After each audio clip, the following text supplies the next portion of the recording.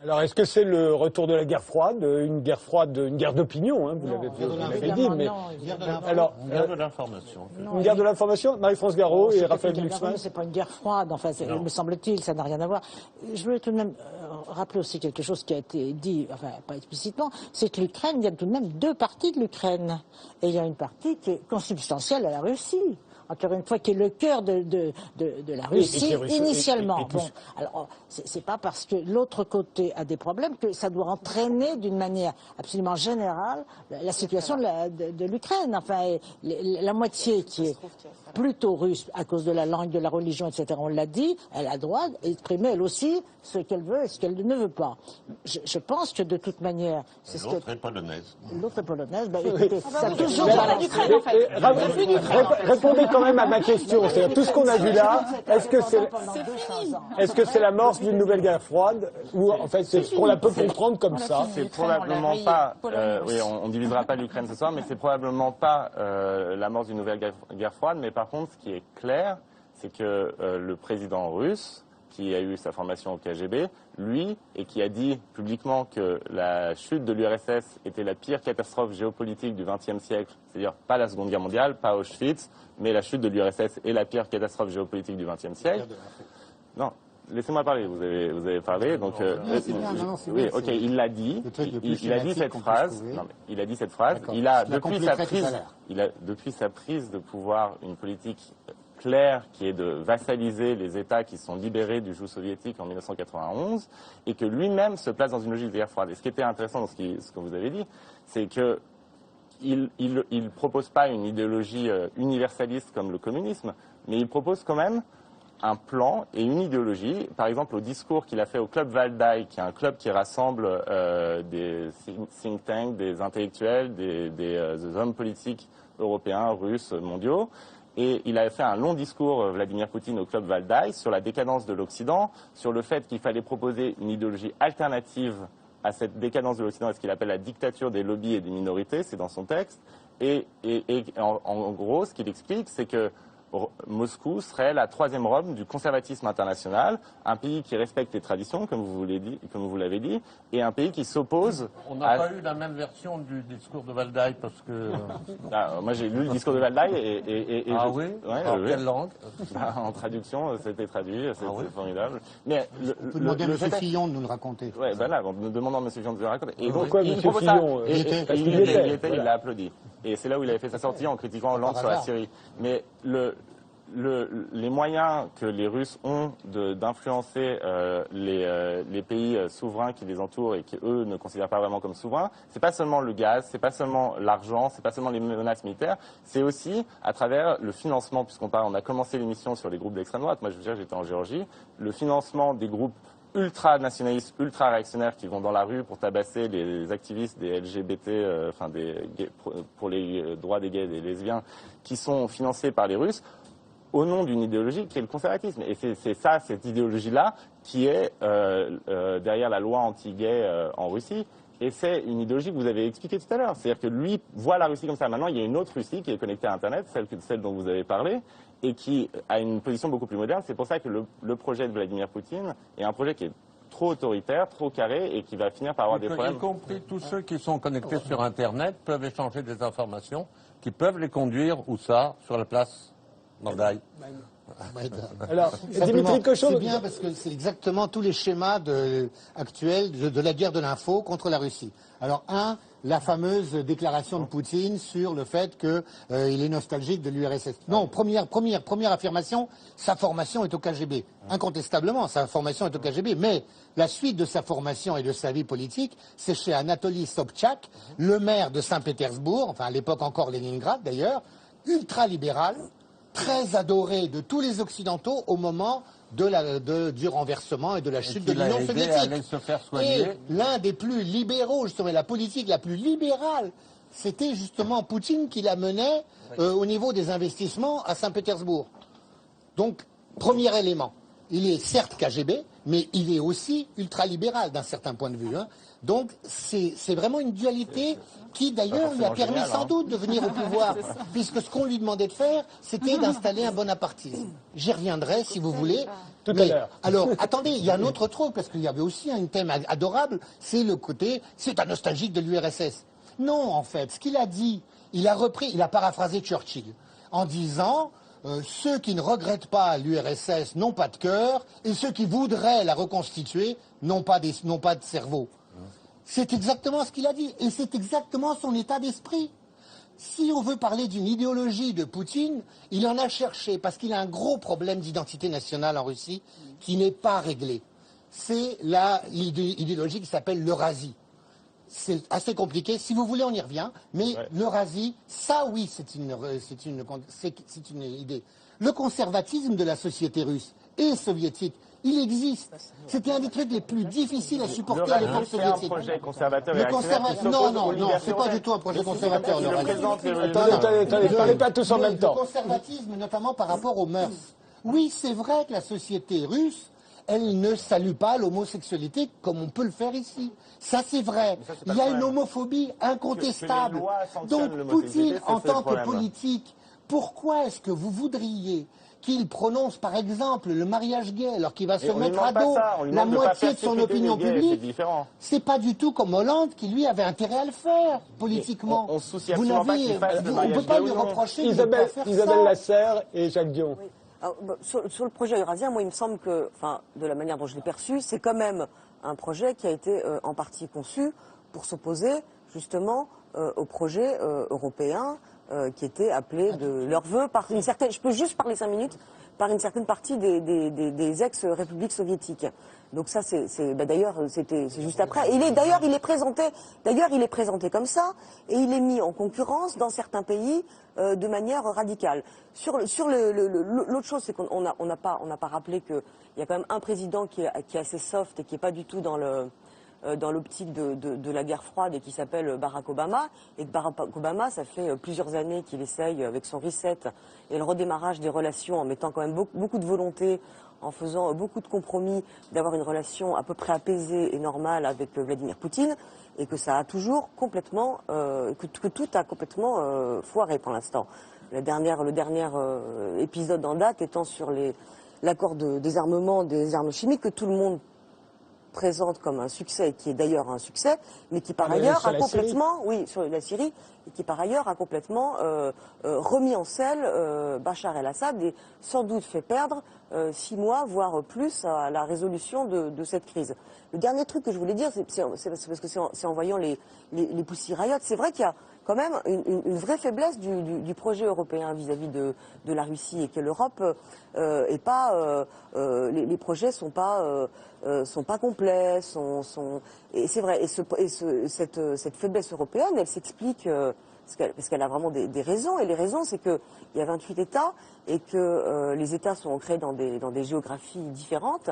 Et selon l'endroit où on se place en Europe, entre l'Est, le Nord et l'Ouest, on a une perception des menaces qui est totalement différente.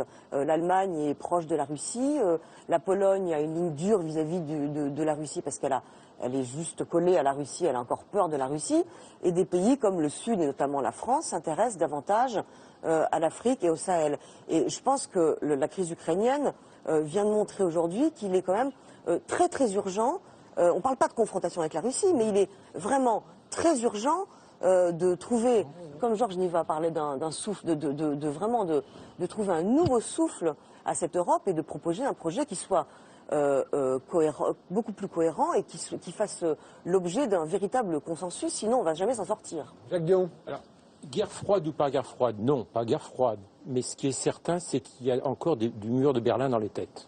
Voilà. Ici ou là-bas? Non, en général. Ici aussi. Il y a une façon de parler de la Russie qui est systématique. C'est toujours la même chose. C'est-à-dire, grosso modo, ça n'a pas changé depuis l'Union soviétique. D'ailleurs, effectivement, c'est un ancien du KGB.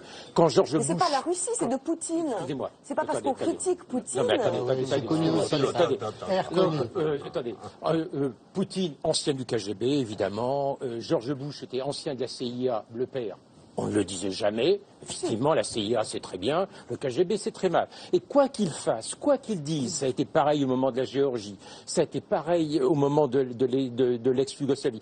Quoi qu'il se passe, on colle l'idée, qui est quand même absolument fausse, qui consiste à dire que Poutine, Russie, égale Union soviétique, égale Staline. Allons-y, quoi. Hein. Ce qui est une forme de réhabilitation du stalinisme.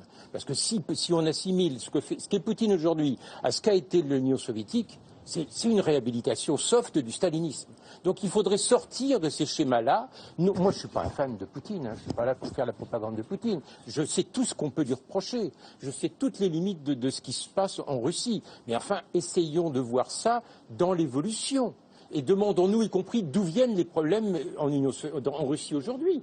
Ça vient aussi de ce qui s'est passé au moment de la chute de l'Union soviétique et de l'installation, avec l'encouragement des pays occidentaux, d'un système capitaliste parfaitement corrompu et qui a été applaudi à l'époque. À l'époque de Yeltsin, tout le monde applaudissait. Et c'est là que se sont formés les oligarques. Et les oligarques qui sont toujours au pouvoir. Mais ça, on ne le critique jamais. Et on soupçonne toujours une volonté de puissance de la Russie, comme si le nouveau tsar, le nouveau Staline, etc. Il faudrait sortir de ces clichés, essayer de ne pas être naïf, mais de ne pas diaboliser en permanence ce qui se passe en Union soviétique, en Russie. Georges Niva. Juste un mot pour approuver en partie. Disons, la nostalgie vis-à-vis du stalinisme de l'URSS. Tant que l'archipel du Goulag de Solzhenitsyn se trouve dans toutes les librairies, est accessible par l'Internet à tout moment et même est enseigné dans l'enseignement secondaire, on ne peut pas dire qu'il y ait une nostalgie formidable de l'URSS parce qu'il suffit d'ouvrir ce livre. C'est un livre encore vivant pour le jeune homme de 18 ans qui le prend en main, ça je vous assure. Et vous confirmez qu'en Russie, on le trouve librement partout. Partout, oui. Quant à l'eurasisme, là je voudrais quand même dire que c'est une idée beaucoup plus complexe qui est née dans le cerveau du linguiste Roman Jakobson par exemple et de son ami Trubetskoy. Qui a entraîné beaucoup de grandes intelligences et d'autres moins, comme M. Dugin, qui en est un peu le prophète aujourd'hui. C'est une idée complexe, mais qu'on peut aussi prendre tout simplement au sens géographique. Attention, il y a Eurasien et Eurasiate. Ce que veut Poutine, c'est Eurasiate, c'est-à-dire une zone très limitée. La partie de la Russie qui est encore européenne, bien sûr, et qui s'étend, pour l'essentiel, aux républiques d'Asie centrale. Avec l'aide de Dieu, à l'Ukraine aussi. Mais bon. Et ça s'arrêterait là, vous voulez dire? Oui, c'est ça. Le projet tel qu'il a été effectivement mis en place, c'est pas la philosophie. On refonde l'Empire russe, vous voulez dire. Oui, mais sur un fondement différent. Si vous pouvez lire l'archipel du Goulag, le fondement est différent.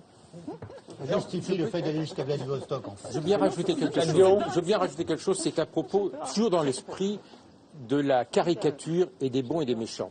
À propos du mouvement actuellement en cours en Ukraine, éminemment positif, un mouvement de révolte qu'il faut soutenir.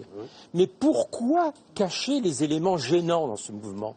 Pourquoi cacher l'existence de l'extrême droite ? Ça a été dit dès le début de cette émission. Mais quand on regarde ce qui se dit et ce qui s'écrit, on en parle très très peu. Comme si c'était gênant de le reconnaître. Alors, on s'énerve en France sur les quenelles de Dieudonné pour savoir si c'est antisémite, voire nazi, mais quand il y a des vrais descendants des nazis en Ukraine, alors là, on évite d'en parler parce qu'évidemment, ça pourrait décrédibiliser le mouvement.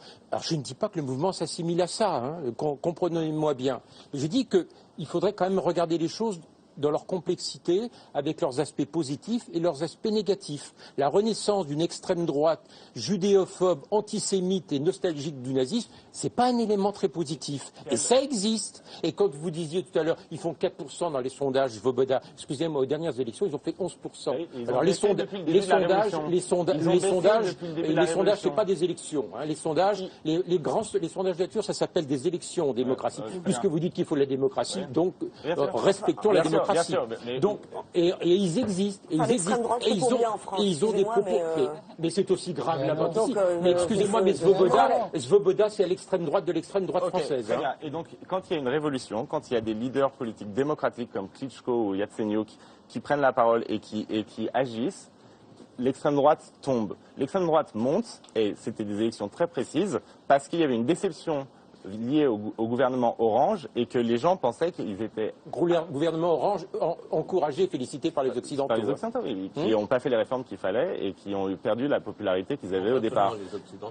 Il s'agit absolument pas de dire que ces gens sont parfaits, qu'il n'y a pas de problème. Il s'agit de dire que d'un côté, vous avez des hommes politiques qui font des erreurs et des mouvements nationalistes ou d'extrême gauche qui se grèvent sur la révolution populaire de l'Ukraine. L'extrême gauche, c'est pas tout à fait la même chose. C'est pas pareil.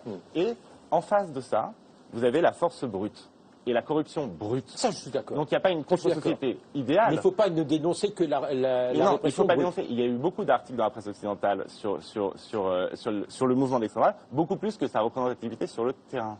Alors, juste avant de terminer cette émission, il y a une question que, évidemment, on se pose ce soir, c'est est-ce que la Russie de Vladimir Poutine peut accepter les accords tels qu'ils ont été signés aujourd'hui entre l'opposition et le président, sachant qu'un certain nombre d'entre vous faisaient remarquer qu'une partie de l'opposition voulait d'ores et déjà que le président s'en aille dès demain matin. On ne sait pas si elle emportera la majorité, j'imagine qu'ils vont discuter pendant toute la nuit, mais est-ce que les Russes, est-ce que Poutine peut accepter... Au niveau factuel, n'oubliez pas qu'il a envoyé un médiateur qui est M. Loukine, c'est pas un hasard, c'était un monsieur connu pour la défense des droits de l'homme en Russie, notamment, et que le ministre... Comme on dit.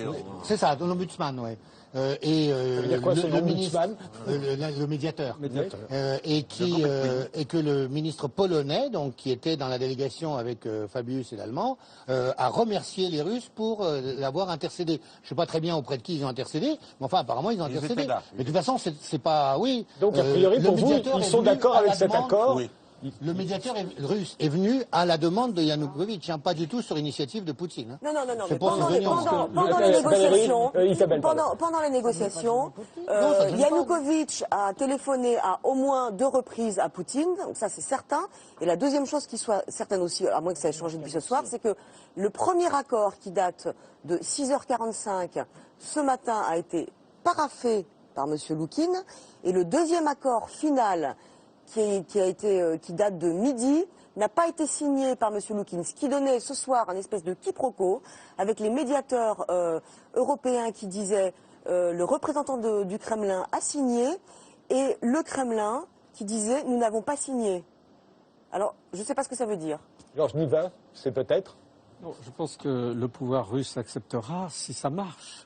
Mais aujourd'hui, nous ne pouvons absolument pas dire si ça marchera. Ça peut se radicaliser beaucoup plus, comme ça peut marcher. Le président actuel peut être éjecté brusquement.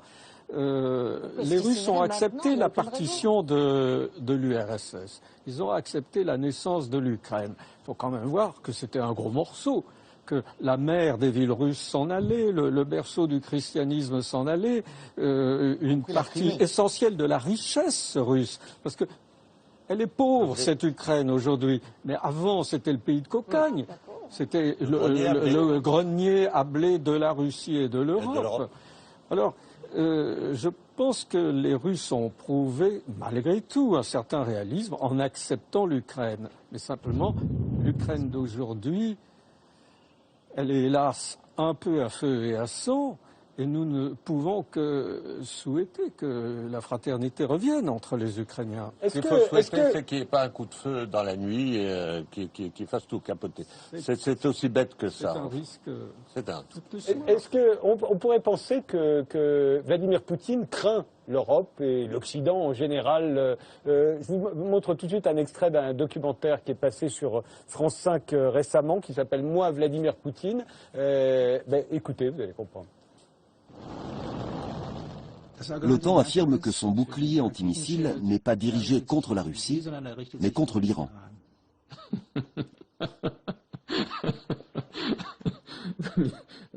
Vous me faites rire. Merci. C'est bon de rire après une dure journée de travail. Je vais rentrer chez moi de bonne humeur. Pourquoi sommes-nous inquiets? Ces radars et ces systèmes de défense couvrent notre territoire jusqu'en Oural.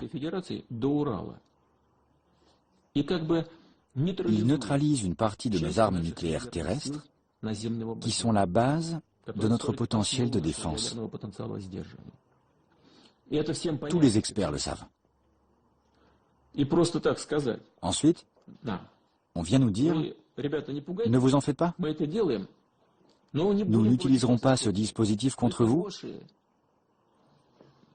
Nous, on est les gentils, on est honnêtes. Ça ne fonctionne pas comme ça. C'est pour ça que j'ai rigolé. Qu'est-ce qui se passerait si la Russie allait installer des missiles ou des fusées au Mexique, au Nicaragua, au Venezuela, voire à Cuba, pour rappeler des bons souvenirs? Attendez, mais tout le monde s'offusquerait. Tout le monde ici dirait c'est un scandale, c'est une provocation. Or, c'est ce qui se passe de la part de l'Occident vis-à-vis de la Russie. Et il faudrait qu'ils applaudissent. Il faudrait qu'ils applaudissent. Attendez, c'est une vaste blague. C'est une vaste blague. Pour compléter, Poutine a proposé aux Américains d'installer leur système de radar en Azerbaïdjan, puisque c'était soi-disant contre l'Iran. Ils ont refusé. Pourquoi? Parce que s'il s'agissait de défendre la Pologne contre une menace potentielle de la Russie, c'est vrai. Donc les fusées et les radars sont orientés contre la Russie. Donc Poutine a raison. C'est bien que Glucksmann défend Poutine, c'est bien ça. Non, je dis qu'effectivement, il a une lecture réaliste des dangers pour la Russie du bouclier antimissile. Je ne vais pas nier ça. Simplement, moi, mon problème, c'est qu'il est, lui, dans une stratégie qui n'est pas du tout juste de se défendre contre un encerclement. Il est dans une stratégie offensive et je me place pas, moi, du point de vue des Américains, je me place du point de vue des Géorgiens, des Ukrainiens et des Moldaves. Je peux vous promettre qu'eux, ils n'ont pas l'impression que la Russie est encerclée. Ils ont l'impression, eux, que la Russie les utilise comme justement la zone tampon que vous parliez tout à l'heure. La Moldavie, c'est pas vraiment de la géopolitique. La Géorgie et la Moldavie sont pas vraiment de la géopolitique. Si la Géorgie veut entrer dans l'OTAN et y mettre des fusées contre la Russie, il est normal que la Russie s'en inquiète. Qu'est-ce que vous vouliez dire? Je veux dire que l'étendue des problèmes de l'équilibre thermonucléaire tel qu'il est posé dans l'intervention de Poutine, etc., ne peut pas être mis en balance avec les rapports entre la Géorgie, la Russie, la Moldavie et la Russie. Ils ne méritent pas d'avoir un État indépendant, probablement. Donc. Non, et donc, c'est ce que je veux dire. Moi, je me place du point de vue des nations qui voisinent la Russie. Oui. Des nations qui sont fraîchement indépendantes et qui veulent le rester. Et ces nations-là... Elles le sont. Ces nations-là, elles sont 20% occupées par la Russie et pour la Géorgie. La Transnistrie en Moldavie est occupée par la Russie.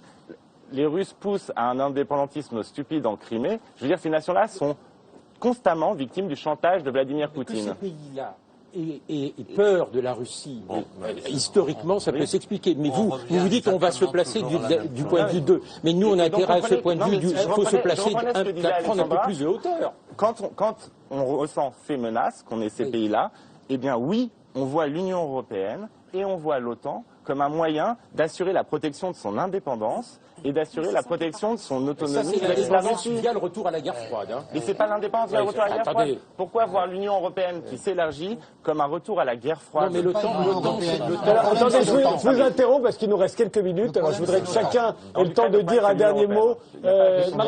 Marie-France Garot, une conclusion je crois qu'il faut être raisonnable. provisoire. D'abord, il y a quand même un principe, c'est ce que vous avez voté au début, un principe, sauf raison humanitaire, on peut dire, on n'intervient pas dans les affaires d'un État souverain. Voilà. C'est vrai pour la Syrie, c'est vrai pour les autres États. Ce ne sont pas des États mineurs, ce sont des États souverains. Alors, ils peuvent demander qu'on intervienne pour eux, c'est tout à fait légitime. Mais s'ils ne le font pas, il n'y a aucune raison qu'on s'en mêle. Et en général... C'est vrai et pour la Russie et pour l'Union européenne, ce que vous dites. Mal. Je me souviens bien, j'y pensais tout à l'heure, il me semblait qu'on avait invité Bachar el-Assad à un défilé de 14 juillet, chez nous, il n'y a pas tellement longtemps. Alors apparemment, la situation géopolitique s'est complètement transformée depuis. Hein. Alors, je crois qu'il faut être calme, il faut être calme. Georges Niva. Écoutez, les Ukrainiens sont des Européens en un sens assez vaste. En particulier, je voudrais quand même insister sur le fait qu'ils sont tous bilingues, trilingues, qu'ils connaissent le russe parfaitement, la réciproque n'étant pas vraie. Donc, ils ont des qualités européennes. Je ne vois pas pourquoi la société européenne ne répondrait pas quand même à la société ukrainienne. Nous avons le droit et peut-être même le devoir de leur répondre d'imaginer une réponse positive à leur égard. Mais néanmoins, tout en ne coupant pas les liens avec la Russie, avez-vous dit tout à l'heure. Bien entendu. Bien entendu. Isabelle Lasserre. Moi, j'ai simplement peur que l'histoire ne soit pas du tout terminée et qu'elle ne se limite pas à l'Ukraine et qu'on ait encore à assister à des années d'instabilité dans la région et qu'une fois de plus, l'Europe, la France qui intervient au Mali et en Centrafrique, devrait non pas intervenir dans ces pays-là, mais construire une politique un petit peu plus solide pour essayer d'apaiser toutes ces tensions. Alexandra Goujon. Oui, Madame parlait de raisons humanitaires. Je crois qu'en Ukraine, il y a une raison humanitaire aujourd'hui. C'est-à-dire qu'à partir, du moment où l'Ukraine est membre du Conseil de l'Europe, elle est tenue de respecter un certain nombre de principes, et notamment d'éviter d'utiliser des forces d'élite antiterroristes pour tirer sur des manifestants. On a là une raison humanitaire, et le fait que les ministres européens se soient déplacés en Ukraine, finalement, j'ai l'impression que ça a un peu arrangé les choses pour le moment. Oui, probablement, mais encore une fois, je crois qu'il y a des principes, il faut les respecter. Moi, j'espère qu'on sortira de cette situation de façon positive et qu'on écoutera le peuple ukrainien, qu'on l'écoutera et qu'on donnera à ce pays sa possibilité de se développer entre deux ensembles qui essayent plus ou moins de le dominer, que ce soit l'Union européenne et les pays occidentaux et la Russie de l'autre côté. L'Ukraine est prise au piège et enfermée au milieu, et les deux ont des intérêts contradictoires, mais qui vont à l'encontre des aspirations du peuple ukrainien. Dimitri Koshko. Moi, j'espère qu'on va arrêter cette guerre de l'information où on est en train d'opposer l'Europe occidentale et la Russie sur le dos des Ukrainiens, alors qu'on est complètement complémentaires. L'Europe occidentale et la Russie ont fait partie d'un même continent, d'un même ensemble culturel. Et aujourd'hui, dans le monde, on se met à peser de moins en moins. Alors si on veut continuer à peser, avec tous les acquis de notre culture européenne, tous les acquis démocratiques qu'on a eus, de tolérance qu'on a eus, il ne faut pas commencer à sans arrêt, il ne faut pas continuer à tout tomber sur la Russie, tout simplement parce qu'on nous demande de ne pas constituer un ensemble européen pour des intérêts qui sont de l'autre côté de l'Atlantique. Jean Sokolov. Oui, simplement, je suis d'accord, en ce sens qu'on ne peut pas résoudre le problème en faisant du... Je ne suis pas polyglotte, pas aussi polyglotte que ceux de Georges Niva, mais cessons de faire du Russia bashing, s'il vous plaît, ou du Putin bashing en disant que c'est pas pareil, et occupons-nous aussi d'une autre partie du problème qui est essentielle pour l'Ukraine actuellement, encore plus que pour la Russie et que pour l'Union européenne, c'est la situation économique de ce pays qui a besoin, pour être redressé ou au moins soutenu, d'un effort de bonne volonté de tout le monde. C'était le point de départ d'ailleurs de toute cette crise. Absolument. Elle est au bord de la faillite. Raphaël Glucksmann. Pour reprendre ce que disait M. Dion, il faut laisser les Ukrainiens décider par eux-mêmes et pour eux-mêmes ce qu'ils veulent. Et si les Ukrainiens décident qu'ils veulent s'arrimer à l'Union européenne et qu'ils ne se sentent pas dominés par l'Union européenne comme ils se sentent dominés par les Russes, mais qu'ils veulent s'associer avec l'Union européenne, j'espère que l'Union européenne va répondre à leurs demandes d'association et qu'on va pouvoir coopérer. Des propositions plus positives que celles qui ont été faites. En leur faisant des propositions qui d'ailleurs, je vous signale, puisque moi j'ai négocié un accord d'association au nom de la Géorgie et de Bruxelles avec l'Union européenne. 90% de l'accord d'association, c'est sur l'état de droit. Donc j'espère qu'ils garderont ces 90%-là et qui peut-être... Oui, mais le problème, c'est pas l'état de droit. Mais le problème, c'est les contraintes économiques. Le problème que Yanukovych avait, comme vous avez pu le constater il y a 2 jours dans les rues de Kiev, le problème que Yanukovych avait, les problèmes que la délégation ukrainienne de Yanukovych ont soulevés vis-à-vis des instances européennes, ce n'était pas le libéralisme économique, c'était toutes les questions d'état de droit, de Yulia Tymoshenko en prison ou pas, du traitement de l'opposition. Et c'est ça qui leur posait problème. Ce n'est pas une question de libéralisme, c'est une question de fin de mois. Et c'est une question de gaz qui fonctionne ou qui ne fonctionne pas. Enfin, le problème de Yanukovych, c'était de devoir libérer ses opposants politiques. D'accord. Personne ne veut rien ajouter. Je vous remercie tous les 8 d'avoir participé à cette émission. On se retrouve la semaine prochaine et on se quitte en musique avec le groupe anglais Metronomy. Ils nous interprètent en avant-première et en exclusivité un extrait de leur prochain album qui sort le 10 mars. La chanson s'intitule The Upsetter. Metronomy, c'est à vous.